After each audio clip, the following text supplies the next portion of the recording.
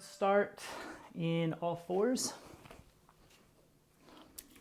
And as you come down into all fours, I would like you to move a little bit side to side. So just moving a little to the left, a little to the right. We're not flexing the spine, we're not doing the cat-cow here, we're just shifting from side to side. Shoulders are over the wrists somewhat.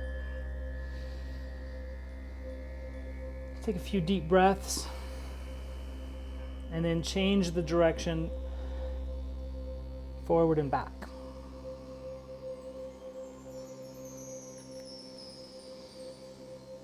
And try not to be in a rush, in a hurry, to make anything happen, to get anywhere. You're just stretching and moving to open and access the wrists, the elbows, the shoulders.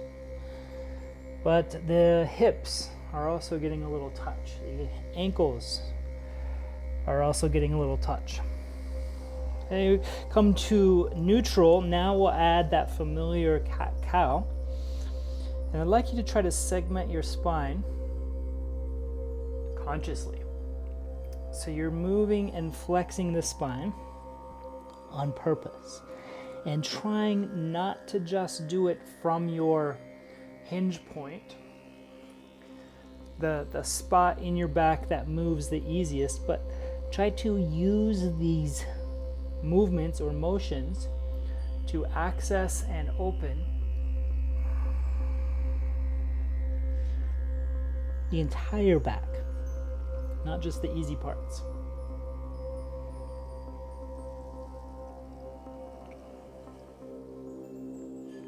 Let's do two more.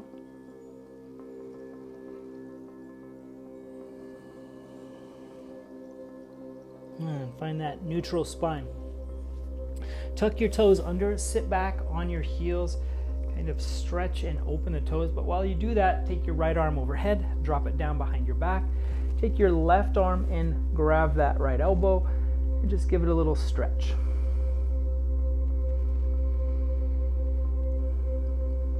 Try to keep growing tall. Okay, release the right arm, untuck the toes, sit back on your heels. Try the other side.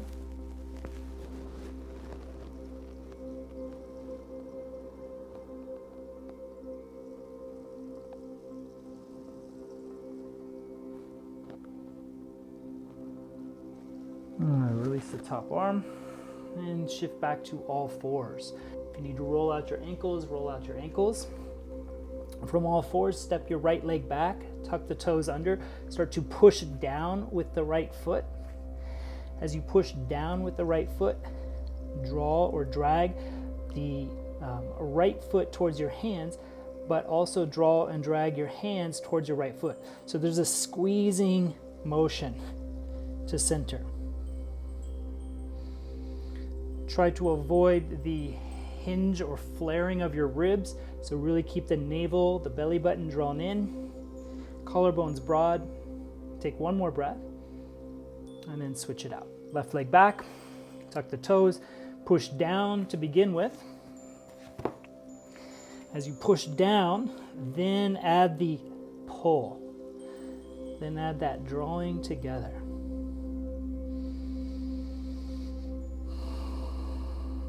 Make it as hard as you need to make it. So if it's so much effort, so much force that you're unable to breathe, then that's too much. So just back out a little bit. You want a little bit of work, and you want to maintain the ability to breathe through your nose. Okay, one last breath here, and then return to the floor. Tuck the toes under, sit back on the heels. Take your arms out wide, reach them up overhead, interlace your fingers if you can, and then push the hands towards the ceiling.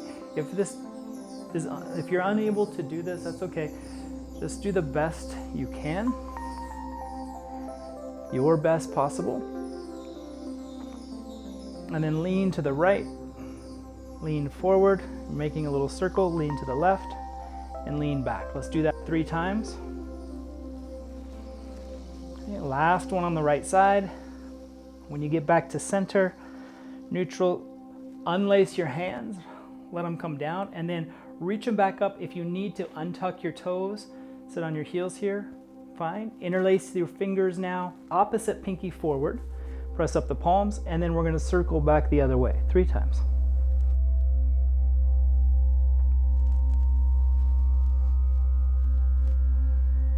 Good. When you hit center, release the arms, come to all fours, stretch your right leg back. This time, lift the right leg up. Really try to push your right heel away from you as if you're pressing into a wall. So really look for that work to happen. Keep your low belly drawing in. If you feel like more would be nice, you can reach the left hand forward. If you're getting plenty of work with the left hand down, then just work it with the left hand down. One more breath here.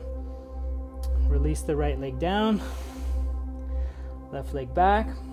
Find the belly activating, squeezing in. Left leg lifting, and then drive it away. Really look for a squeeze of the muscles. If you wanted to add the right arm in, that's fine. Make sure the breathing is happening through your nose smoothly. You're not holding or tightening the breath. You're tightening the leg. You're holding the pose. Okay, one more breath in. And release down. Okay, we're going to come into a lunge position. If you have blocks, you can use blocks. Otherwise, you can just keep the hands on your front leg. For this one, we can position our hips pretty high up over that left knee. So we're not going forward into this deep lunge position yet. We're staying more upright for this part. Okay, work on pushing that front foot down and also pressing the back foot down.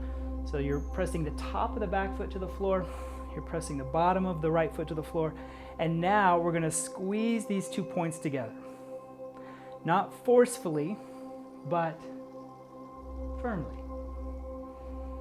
Make it work a little bit. Keep your sit bones reaching towards the floor, and maybe even try drawing the front of your pelvis up towards your bottom ribs. One last breath, and then switch sides. Find that lunge position, and if you're used to going into the low lunge, it's kind of hard to keep yourself from going there. So just notice where you're at. Your hips are over that right knee. I'm going to first work on pushing my left foot into the floor, pressing the top of my right foot into the floor. Now, once I have the downward pressure active, now I'll start to squeeze my legs together. I can make this really hard, or I can make it hardly work. And the best version for you is the one that makes the most sense for you. So don't overdo it. Try not to underdo it. Find the just right. One more breath, squeezing together. And then we're going to make our way up to standing. So from here you can lean forward, step the feet together. We're going to come into that forward fold, and I want us to do this with a big bend in the knee and a soft neck and head. So just identify if the neck and head is working too much or even not enough. Neck and head loose, the jaw soft. I'm still allowing myself to breathe here. Now, if it feels good to straighten the legs a little bit more, go for that. Just make sure we're not tensing the neck or it's not irritating the body. And then softening the knees if the legs are straight. Go ahead and come up to standing. Stand nice and tall. If your feet are wide, bring them in about hips width apart. Keep everything nice and active. So the feet are active, the legs are active, the glutes are active. your core, your ribs, broadening across the collarbones. And then we're gonna take our arms up and overhead. Like we did on the floor, interlace your fingers, press up the palms. It's a big stretch, so if you need to, keep the elbows wide and bent. If you enjoy the stretch, keep them straight, keep the biceps next to the ears. So let's start to circle out to the side and around.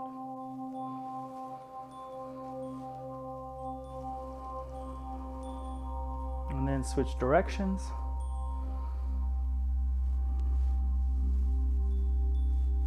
And back to center. Okay. Take the arms up again, interlace the fingers, this time awkward pinky forward. So that just means when you interlace your hands, you normally do it the same way each time. This time you're just going to bring the opposite pinky forward. Hey, now side bend, just lean out to one side and hold that.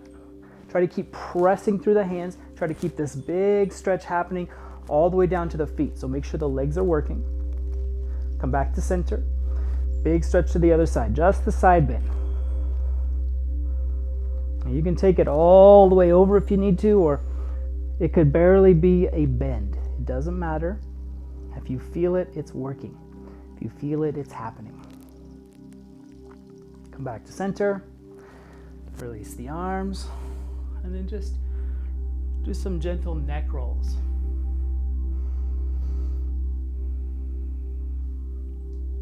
Switch directions.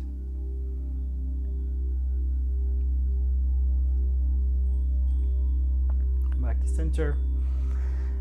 Keeping your, let's say, your right hand reaching away from you, you're going to let your left ear reach for your shoulder. There should be a big stretch for all this space up here. Make sure this arm is really active. Spread your fingers to help that happen. Bring it back to neutral and do the same thing to the other side. So I'm reaching my left arm away. I'm fanning my fingers apart, really squeezing the bicep, the tricep, the forearm. And then with hardly any effort, I'm not forcing my right ear down. I'm just letting my right ear lean, drift towards my shoulder.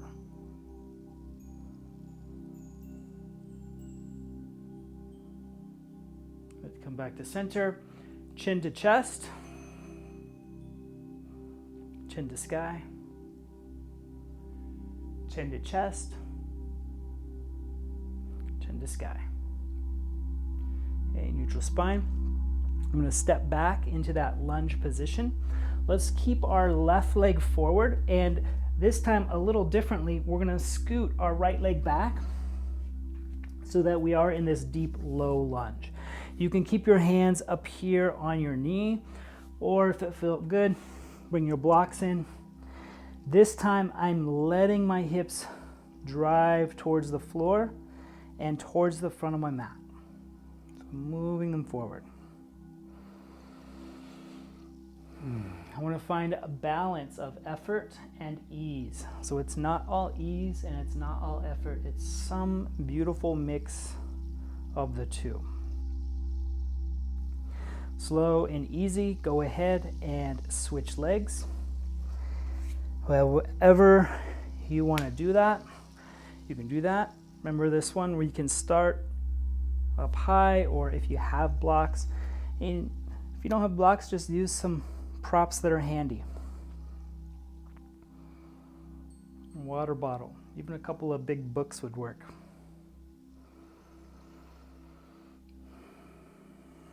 And stay soft and a little bit active. It's kind of two contradicting ideas, right? Work and ease. So I want you to blur the line where the two meet. And one more breath here. And then we're going to make our way back to a seated posture.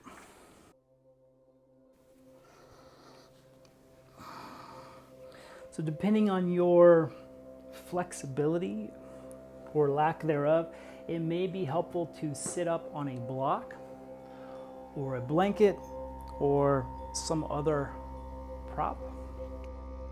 I want you to grow really tall through the spine.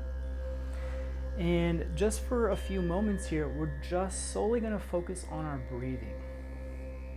So if you can do this with the eyes closed, do this with the eyes closed. The hands can rest in two positions, really. First position, palms down on the knees. This is very grounding and stabilizing. Probably feels good. Second position, palms up to the sky. This is kind of just a gesture of receptivity. You are willing to receive. What does that mean for you? Willing to receive. What do you need to receive today? Some rest, some relaxation, some nurturing, some healing. And what's something you can offer up? What's something you can let go of? Stress, tension, fear, frustration. As you sit, try to grow tall, lifting the center of your chest and the top of your head. Keep the jaw relaxed and soft, and then allow your focus to continue to remain on that conscious breathing. I'm inhaling through the nose, I'm exhaling through the nose.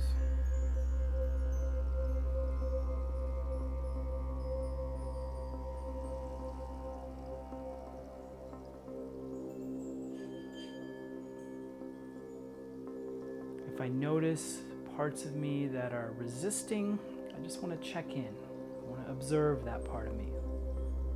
Is there something I can relax? Is there something I can soften? Or is there something I need to firm up and hold a little more supportively?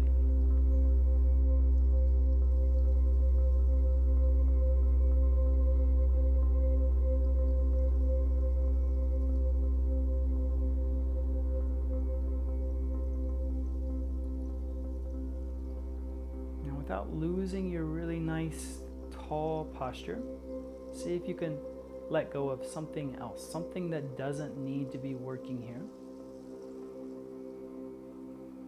something that isn't supporting you.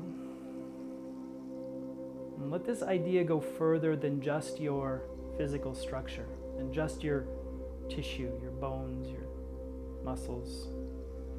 Maybe it's something in your mind, maybe it's something in your heart. An idea, an attitude.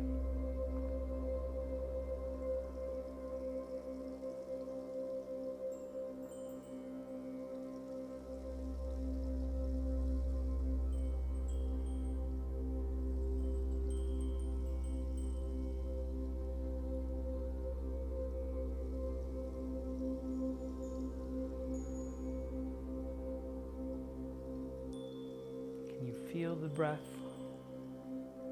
Maybe you could even hear the breath.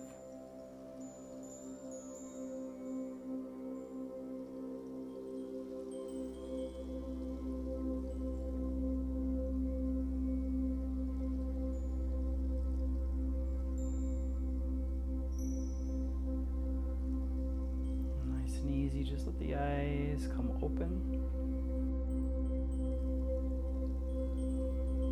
Take a full breath in, really expand, stretch everything out, and then this easy sigh. Just let it go. Maintaining your tall posture, just walk your hands over to the right side, just get a little twist. And vice versa, vice versa.